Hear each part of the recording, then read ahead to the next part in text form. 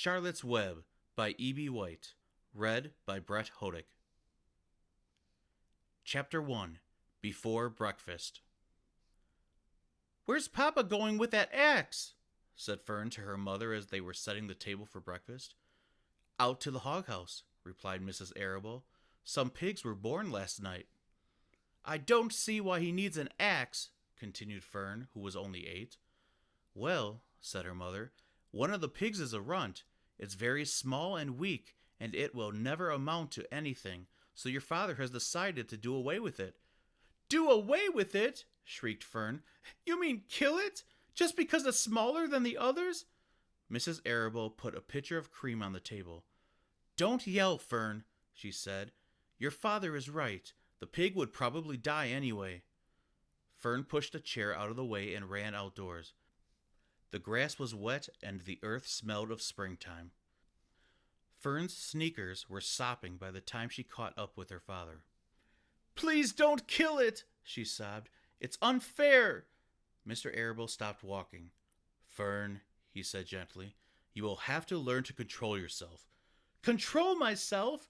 yelled Fern. "This is a matter of life and death, and you talk about controlling myself?" Tears ran down her cheeks, and she took hold of the axe and tried to pull it out of her father's hand. "Fern," said Mr. Arable, "I know more about raising a litter of pigs than you do. A weakling makes trouble. Now run along." "But it's unfair," cried Fern.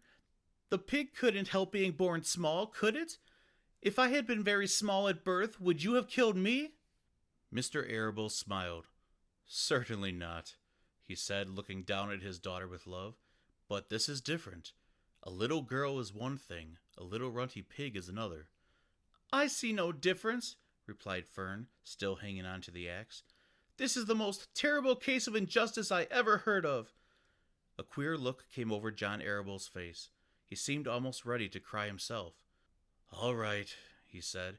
"You go back to the house, and I will bring the runt when I come in. I'll let you start it on a bottle, like a baby. Then you'll see what trouble a pig can be." When Mr. Arable returned to the house half an hour later, he carried a carton under his arm. Fern was upstairs changing her sneakers. The kitchen table was set for breakfast, and the room smelled of coffee, bacon, damp plaster, and wood smoke from the stove. "Put it on her chair," said Mrs. Arable. Mr. Arable set the carton down at Fern's place. Then he walked to the sink and washed his hands and dried them on the roller towel. Fern came slowly down the stairs. Her eyes were red from crying. As she approached her chair, the carton wobbled and there was a scratching noise. Fern looked at her father. Then she lifted the lid of the carton. There, inside, looking up at her, was the newborn pig. It was a white one. The morning light shone through its ears, turning them pink. "He's yours," said Mr. Arable, "saved from an untimely death, and may the good Lord forgive me for this foolishness." Fern couldn't take her eyes off the tiny pig. "Oh," she whispered, "oh, look at him. He's absolutely perfect." She closed the carton carefully.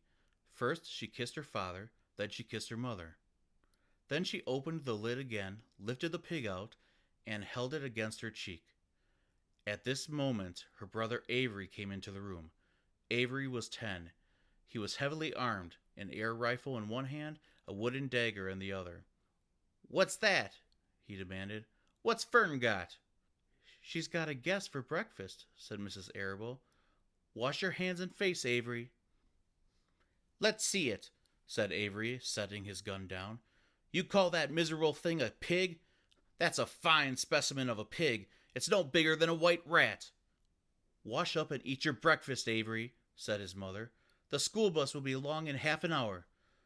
"Can I have a pig too, Pop?" asked Avery. "No, I only distribute pigs to early risers," said Mr. Arable.